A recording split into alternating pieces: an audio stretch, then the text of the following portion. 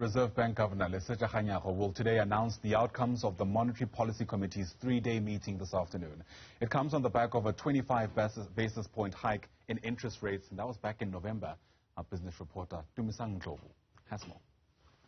Analysts have expressed that the Reserve Bank's Monetary Policy Committee may again increase rates. Mervyn Abrahams from the Pietermaritzburg Economic Justice and Dignity Group says this would have a harsh impact on consumers. The expectation is that the Reserve Bank will increase the repo rate. The question is whether they would increase it by 25 basis points or 50 basis points. However, inflation is running quite high, and the South African economy has not yet recovered to a pre-COVID levels.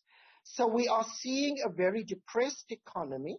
Financial Service Research and Consulting Director at TransUnion, Wayne Sun, agrees that another rate hike will have a considerable impact on consumers. Well, the Reserve Bank is definitely under pressure to continue to evaluate the possibility of increasing the rate.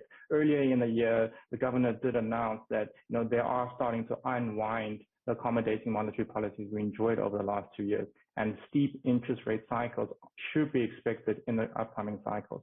Now, you touched on the inflationary increase of 5.9%, where the Reserve Bank actually caps the threshold of 6%. We're just 0.1% under that.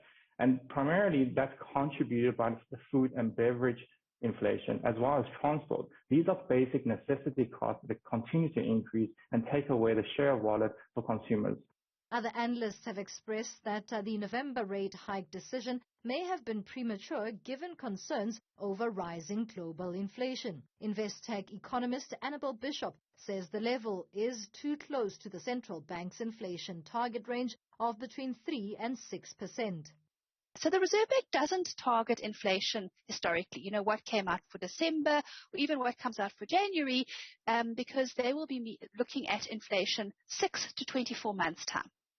But there's another thing to consider as well, and that is, of course, because globally interest rates are going up and the United States is removing its monetary accommodation. It's been putting money in the market through quantitative easing, and in fact the possibility that may even hike interest rates this year as early as March. You can see there is some pressure on the Reserve Bank to maintain its interest rate hike cycle from that source.